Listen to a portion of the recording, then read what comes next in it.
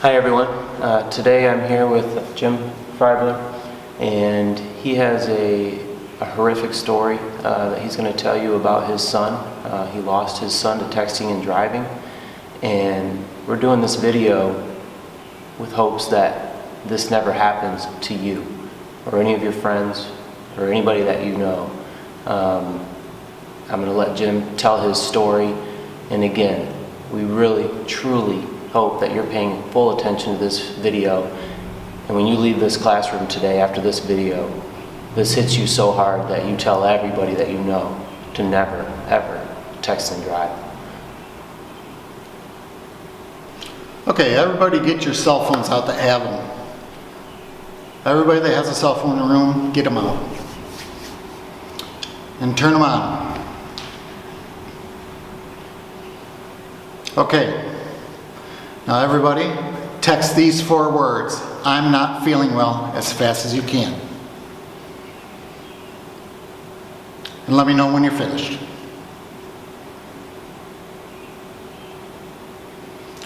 Okay? Everybody done? Great.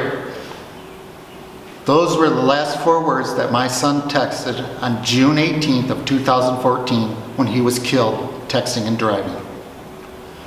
Now you know how long it takes to text those 4 words, and they are in your phone forever right now. You know exactly what he said. June 18th, Jacob was out, normal day, beautiful day.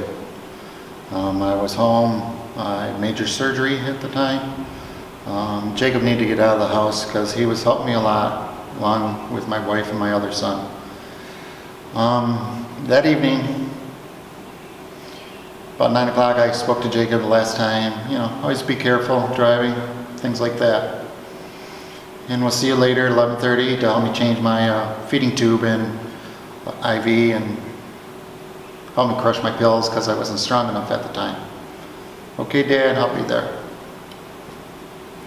About 10:45 p.m., I was watching the news, and came flash across there that there was a major accident on a rural road, 8th Avenue, to where a teen was killed. But it went by so quick, I didn't understand it, and being on medication and things like that, painkillers and all that, it just, you know, I was more or less like, the fire trucks probably went right by Jacob's girlfriend's house, because Jacob didn't have to be home at 11:30, and this was at 10:45. Needless to say, when 11:30 came and passed, I let time go. Called him about 12, went to voicemail. Called about 12:30, I was upset. My other son got home because I needed the help to change the stuff, and I couldn't do it. About 1 o'clock, called again, and my other son was home at the time. My wife was at work. Still going to voicemail, so I'm pretty mad. How parents get mad. And sitting there in my living room, I seen some lights coming on the living room wall as a vehicle pulled in the driveway. But you know how the vehicles at your house sound. Everybody knows their distinct muffler, their distinct squeaks of the car. It wasn't Jacob's car. We heard a car door slam, then another, then another. At that time, my other son got up and went to the door. He said, "Dad, it's the sheriff." And I'm thinking, what did that kid get into? You know, was he out drinking? Was he out at a party? We'll find out, he says. So I started unscrewing my tubes and stuff like that and make my way to the door, answer the door, and it's an Ottawa County Sheriff. And I'm in Kent County, and what's an Ottawa County Sheriff doing at my house? And he says, "Sir, can we please sit down?" I'm like, you know, what's going on? What for? And then 2 ladies walk in. One, they're wearing white tops, khaki pants. And you can see the watery eyes of the police officer. "Sir, Mr. Freybler, can we please sit down?" He knows my name and everything. And I look at him, and it registered, and I hollered, "8th Avenue." He said, "Yes." I said, "Did my son make it?" He said, "No." I fell to the ground, crying. "Was there anybody else in the car?" No, thank God. So he was killed in a head-on collision, texting 4 words. Those 4 words are, "I'm not feeling well." And he was texting it to 2 different people, one being his girlfriend's mom and another friend. Well, the way I usually start out things when I talk to kids is I have you text those 4 words. So you know exactly how long it takes to cross that center line. I'm not feeling well. It's a matter of 3 seconds. Those are the exact same words. So you get the feel of what happens. A 1996 Olds Cutlass Sierra, 3,000 pound, against a 6,000 pound SUV. The car was pretty much crushed. Like an accordion. You out there that all have cell phones, which is probably everybody, I figure from 9 years old on up, everybody has a cell phone. So everybody's using them. And that includes your school bus drivers, which I see many times, city bus drivers, and even our law enforcement. I see it all. And there's a lot of times I get pretty discouraged and frustrated, because after this you will be very aware of what's happening out there. This is the cell phone that Jacob had. I can call anybody on it. It's the lesser of 2 evils because it has his voice on it. That's why I keep it. I use it as a tool for you guys to understand that these things kill. And if you want to use it while you're driving, you're putting your life in danger and mine. We usually call the cell phone. I leave it on because his friends call the cell phone. I probably got 150 messages on here from kids that want to just talk to Jacob because what I found out later, he was quite popular, especially with girlfriends, not just his girlfriend, but girlfriends. And there was a reason for that too. Jacob was always one that was into helping his friends a lot. He wasn't supposed to be driving people to school or picking them up from school, but Jacob drove a girl to school in the morning every morning. It takes about 15 minutes from my house to get to school for him. If I was, made every light. Jacob could do it in 7. What I found out was the girl he picked up in the morning, they would stop at McDonald's, get a frappe. He'd call from McDonald's and say he's at school. In the afternoon, it'd take 45 minutes to get home. Well, he always said it's because of the traffic. What I found out later, he's bringing his friends home or bringing them to work or just doing whatever he could to help them. He worked at Wendy's about 20 hours a week. He did Taekwondo. He was a 3rd-degree black belt. He taught Taekwondo. Both my boys were ranked in the state of Michigan. They're state champions and Midwest ranked. Jacob was heavy into other sports. He did football, basketball, baseball, you name it, he did it. I coached it too, so they were real busy. Now getting back to the cell phone, as I told you, it does work. And what I usually do is have you close your eyes for 5 seconds.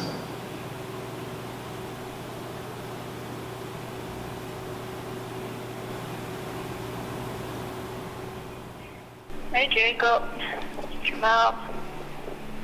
Just wanted to tell you that I love you and hope you call us sometime. Come visit us or something. I really need to see you or hear from you. I need you to come home.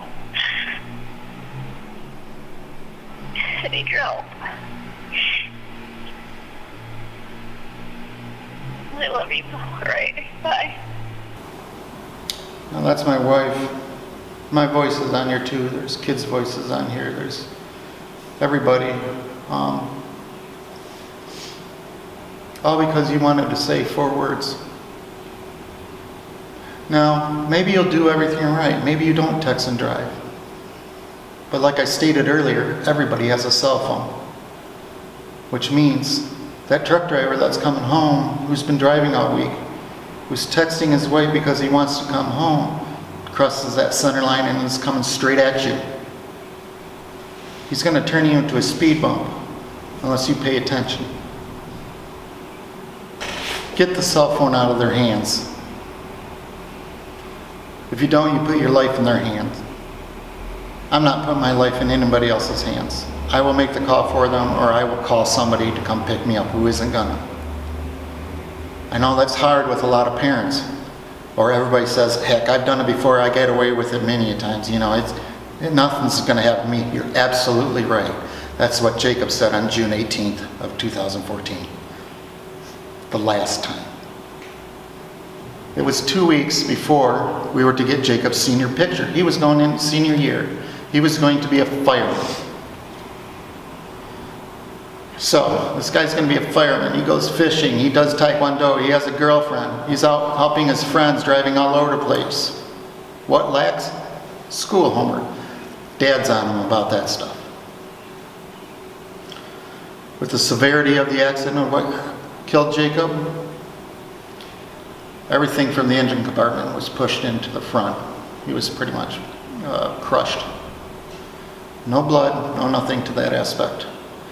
He was crushed from his thighs down, so no legs, so that meant no fire department, no taekwondo anymore. He broke his left wrist, and he had severe head trauma from the left side of the head, which shook the right side of the brain. You figure that, like I said earlier, 3,000 pounds, 6,000 pounds, both going 60 miles an hour, meeting head on, stopping instantly. No skid marks, stopping instantly. What's in motion remains in motion. His head was in motion, back and forth. My son died out on the pavement on that road there. They did everything they could to save him, but they couldn't. Now, like I said, 2 weeks before senior pictures come out, he was going to get them taken. Well, this is the senior picture that gets to go in his yearbook. This is the one that everybody gets to remember him by. It's the card that we have at the funeral home. They make a nice memorial page about it, but, you know, I'd rather have had senior pictures. You want this to be your senior picture? Keep texting. 4 words. Remember, that's all it takes. In the lower corner, you probably can't see, but his birthday is December 24th. How do you think my Christmas is every year? Let alone being Christmas anyhow, and his birthday? Not good. Now at the funeral home, everyone gives you a gift. Everyone sends stuff, flowers.